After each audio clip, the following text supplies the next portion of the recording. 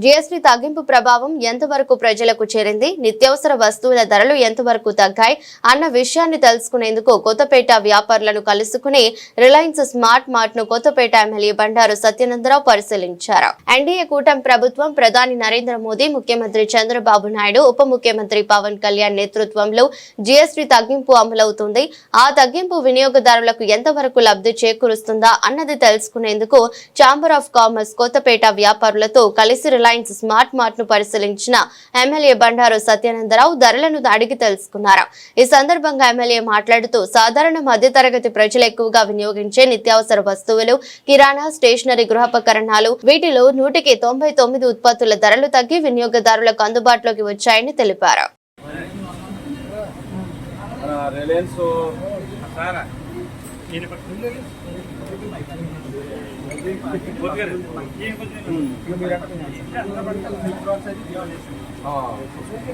అంటే 18% ఉన్న జిఎస్టీ ఇప్పుడు అదే మిల్క్ ప్రొడక్ట్స్ అయితే పన్నీర్ కానీ పాలు కానీ ఇవన్నీ కూడా 0% ట్యాక్స్. ఇదివరకు 5% ఉండేది, ఇప్పుడు 0%. అదే నిత్యావసరాలు అయితే 18% ఉండేది, 5% వచ్చింది. అంటే 13% ట్యాక్స్ నిత్యావసరాల మీద తగ్గింది. అలా ఇంచుమించుగా అన్ని రకాల వస్తువులు నూటికి ఒక 99% వస్తువులన్నీ కూడా ధరలు తగ్గాయి. దానివల్ల ఉజ్జాయింపుగా కొన్ని ఐటమ్లు చెప్పండి మీరు. ఆ అమ్మాయిలు కూడా రానే ఉంటాయి. 5% తగ్గాయి మొత్తం నిత్యావసరాలన్నీ. ఇంచుమించు మన రిలయన్స్ స్మార్ట్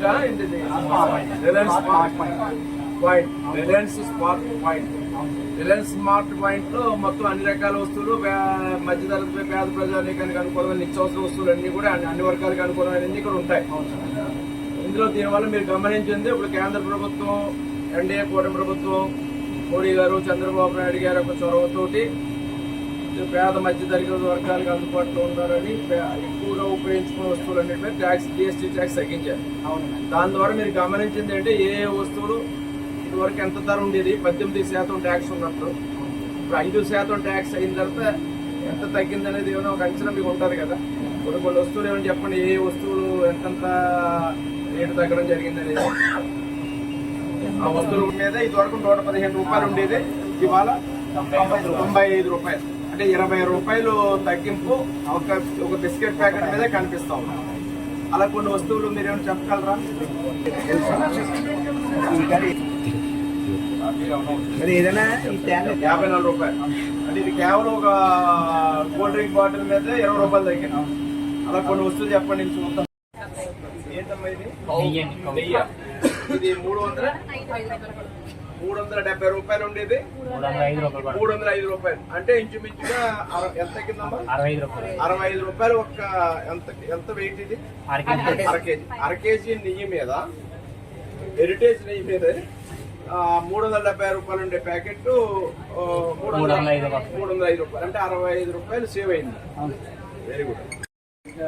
ఈ ఐటమ్స్ ఈ ట్యాక్స్ ఎగ్జామ్షన్ ఈ ప్రైస్ మీకు కూడా సేల్ ఈ ప్రైస్ ఎంత? ఈ ప్రైస్ ఇప్పుడు పాత రేట్ కూడా మీరు పూర్వం దీనికి ముందు రేటు అప్డేట్, ఓల్డ్ స్టాక్ అయినా కొత్త స్టాక్ అయినా అప్డేట్ అయ్యి కదా.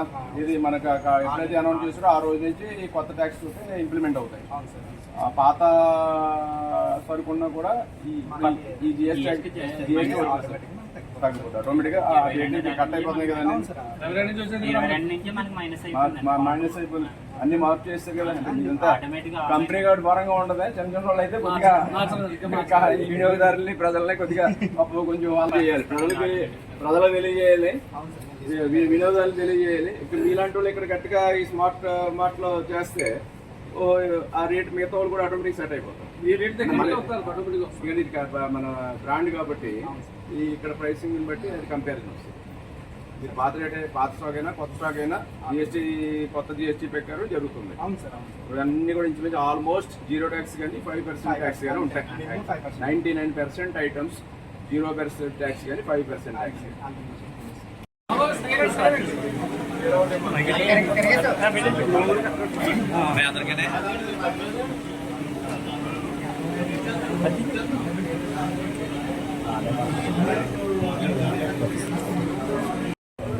చెప్పొచ్చు కదా, నేను పెడతాం కదా.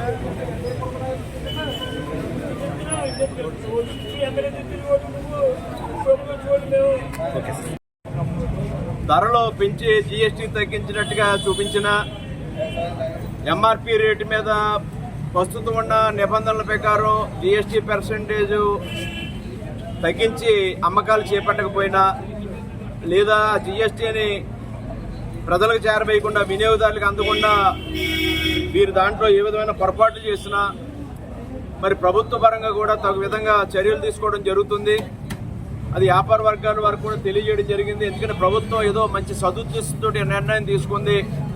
దాన్ని ప్రజలకు చేరవేయడానికి వ్యాపార వర్గాలు కూడా సహకరించాలి. మీరు ఈ యొక్క జిఎస్టీ తగ్గించడం వల్ల ఇంకా అమ్మకాలు పెరుగుతాయి, కొనుగోలు శక్తి పెరుగుతుంది. అమ్మకాలు పెరిగి కొనుగోలు శక్తి పెరగడం వల్ల వస్తువుల ఉత్పత్తి పెరుగుతుంది, దానివల్ల ఉద్యోగాలు ఉపాధి వస్తుంది. అదేవిధంగా కొనుగోలు శక్తి పెరగడం వల్ల మీరు వ్యాపార వర్గాల వారు 10 వస్తువులు అమ్ముకునే వారు 20 వస్తువులు అమ్ముకోవడం ద్వారా ఇంకా ఎక్కువ వ్యాపార పరంగా లాభాలు కూడా ఆర్జించే అవకాశం ఉంటుంది. దాన్ని మనం సద్వినియోగం చేసుకోవాలి తప్ప ప్రభుత్వ ఉద్దేశాన్ని పక్కన పెట్టి ఎవరు వ్యక్తిగతమైన వాళ్ళ లాభానికి ప్రయత్నించినా మరి ప్రభుత్వం దృష్టిలో వారు మరి శిక్షార్హులు. అది కూడా గమనించాల్సిందిగా కూడా ఈ సందర్భంగా కోరుకుంటూ ఉన్నారు.